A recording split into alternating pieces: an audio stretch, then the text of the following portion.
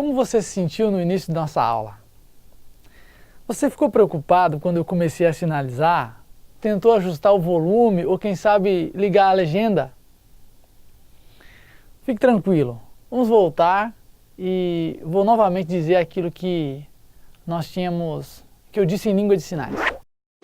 Muito prazer, meu nome é Anderson Siqueira, sou professor de Libras da Universidade Federal do Recôncavo da Bahia, instituição que promove a discussão do componente Libras para vocês, graduandos em licenciatura em matemática. Iniciei a minha apresentação justamente assim. E perguntei se vocês, em algum momento, teve contato com pessoas surdas, sejam amigos, familiares, vizinhos ou qualquer outro conhecido. Disse também que no passado os surdos viviam escondidos, como que nos guetos, mas que com o passar dos anos eles passaram a ocupar outros espaços. Causou certa angústia o início, não é verdade? É por isso que agora nós falaremos de Libras. Numa graduação de matemática, qual a importância de discutirmos Libras? É importante porque 12 milhões de pessoas, segundo o IBGE, declararam alguma deficiência auditiva e muitos deles são surdos, usuários de Libras. É bem provável que em algum momento de sua carreira, como futuro docente, você encontrará um surdo na sua sala de aula. O que fazer quando isso acontecer? Que adaptações metodológicas e didáticas são necessárias para que esses alunos possam se sentir incluídos de fato e ter o seu aprendizado garantido. Nosso componente tem como objetivo ajudá-los nesse sentido, preparando-os para um atendimento adequado aos estudantes surdos. Para iniciar essa discussão, quero te perguntar o seguinte: o que significa a sigla Libras? Língua Brasileira de Sinais. Percebeu? Língua e não linguagem. Não é linguagem dos sinais, é língua. E existe uma diferença grande nisso.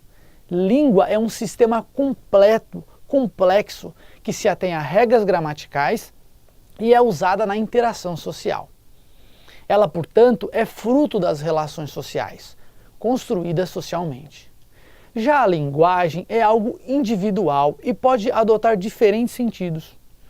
Como, por exemplo, a linguagem que nós podemos manifestar nas expressões artísticas, por exemplo, e isso é uma manifestação individual. Ou temos também as linguagens dos animais, das abelhas, das formigas, dos golfinhos, mas que são transmitidas de pais para filhos, de geração em geração, instintivamente, sem evolução. Iremos discutir na nossa disciplina aspectos da língua brasileira de sinais. Uma língua rica, linda, com seus aspectos gramaticais próprios, distintos da língua portuguesa. Agora, quem são os nativos que utilizam a Libras como sua língua? Como nos referimos a esses? Deficientes auditivos? Surdos? Surdos mudos? Mudos?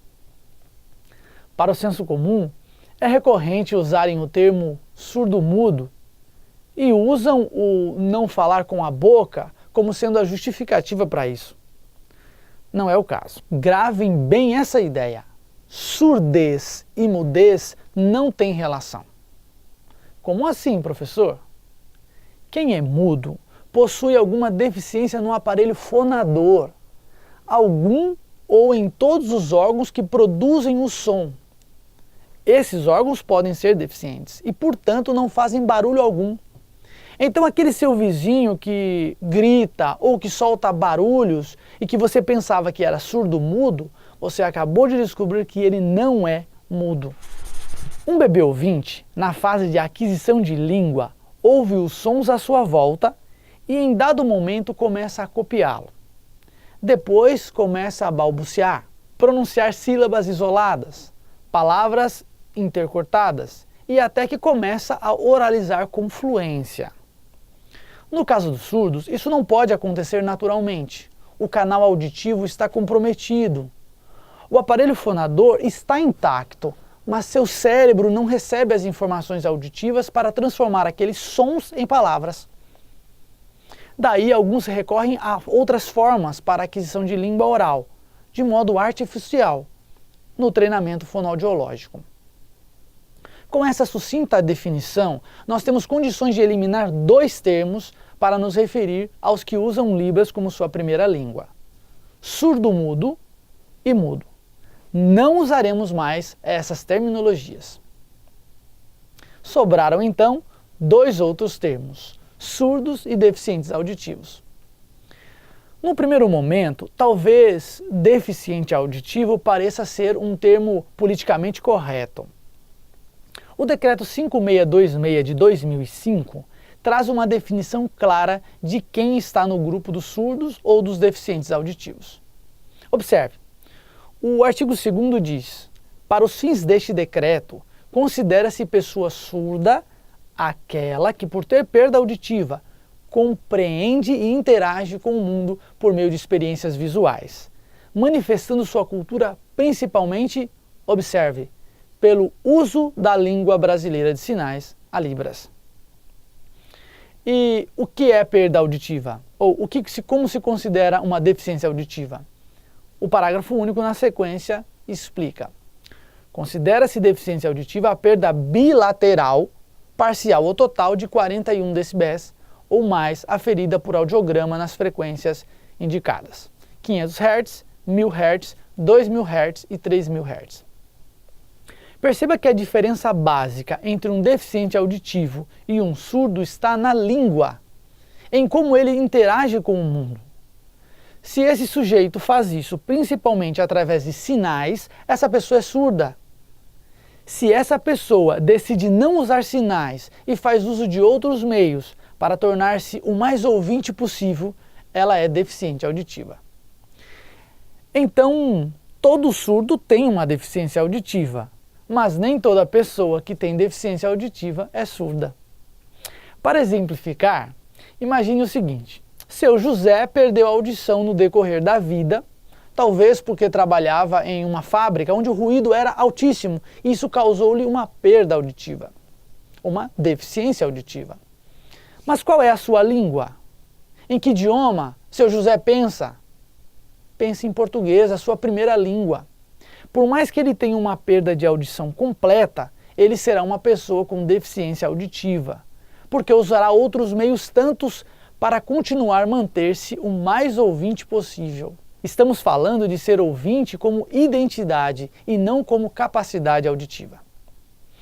Esse sujeito provavelmente vai recorrer ao uso de aparelhos auditivos, irá procurar uma fonoaudióloga para sua reabilitação.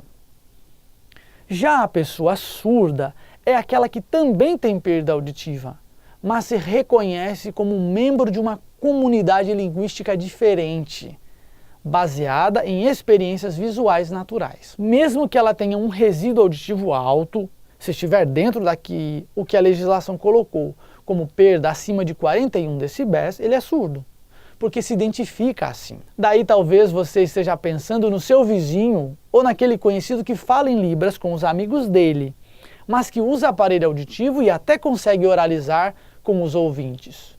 E agora, ele é surdo ou deficiente auditivo? Lembre-se, se ele interage por meio de sinais, é surdo. Mas tem aquele surdo que mora lá no interior, na roça, que não teve acesso à língua de sinais brasileira.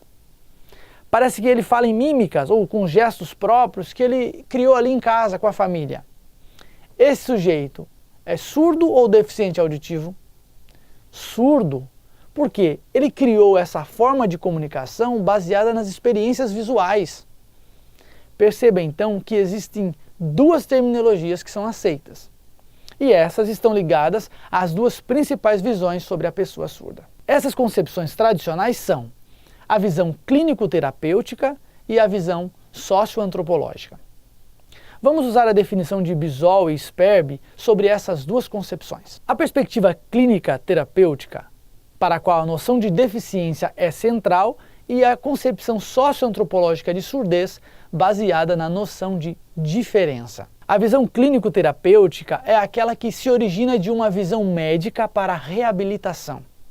A grande diferença entre essas duas percepções, de acordo com as autoras citadas, é que em uma, os surdos são vistos como deficientes, enquanto que na outra, Na visão socioantropológica, eles são vistos como diferentes. E falamos de diferença linguística. Na visão clínico-terapêutica, que socialmente é a mais forte no nosso país, com um status social bem maior, essa visão leva a sociedade a ver os surdos como pessoas com deficiência. E que, portanto, precisam ser reabilitados. Como? Aparelhos auditivos, implantes cocleares, a busca pela oralização. Quando nós estamos falando em oralização, nos referimos a falar com a articulação nos lábios.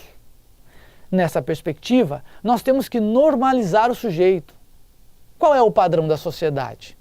O padrão é ser ouvinte. Se eu não sou ouvinte, eu preciso me adequar a esse padrão. Essa é a visão clínico-terapêutica.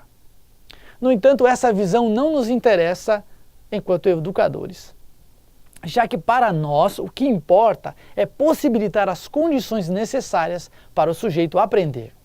Aprender e evoluir a partir do conhecimento científico.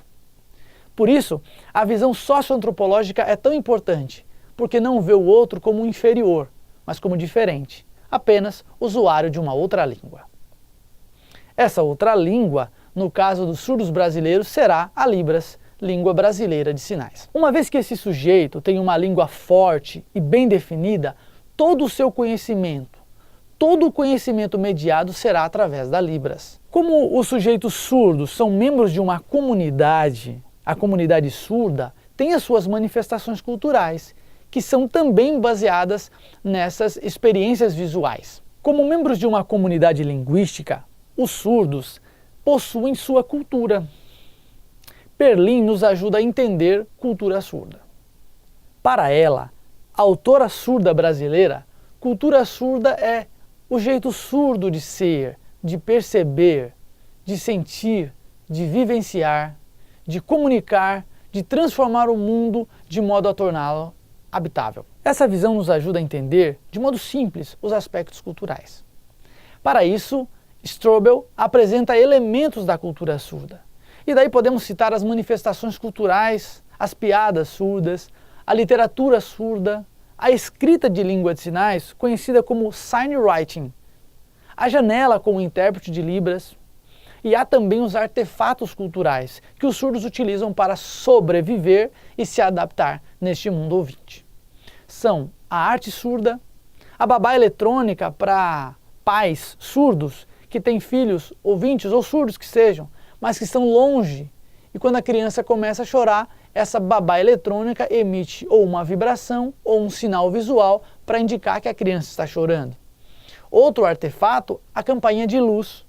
Imagine você chegando na casa de um surdo e precisa chamá-lo. Então quando você toca a campainha não faz som, acende uma luz em casa. Ou nas escolas de surdos, ao invés da sirene, há sinais de luz, sinais visuais na escola.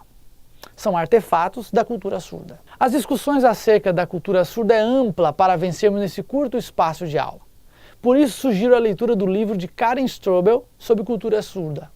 O livro é A Imagem do Outro sobre a Cultura Surda, publicado pela editora UFSC. Este livro ajudará você a compreender melhor os aspectos da cultura surda. Gladys Perlin ainda fala das identidades surdas. Seria muito ingênuo de nossa parte acreditar que todos os surdos são iguais. Existem surdos de pais ouvintes. Existem surdos, filhos de pais ouvintes. Surdos, filhos de pais ouvintes do sul do país. Surdos de pais surdos do nordeste do país. Surdos brancos, surdos negros, surdos cristãos ou não cristãos. Sugiro a leitura do texto de Gladys Perlin, disponível em nosso ambiente virtual de aprendizagem, em que ampliarão essa ideia de identidades surdas. Nessa nossa primeira videoaula, apresentamos os aspectos introdutórios das concepções de surdez, língua e linguagem, cultura e identidades surdas. Incentivamos fortemente que se debrucem sobre as leituras indicadas. Participem ativamente das atividades elaboradas para auxiliá-los nessa viagem ao mundo dos surdos. Até a nossa próxima aula.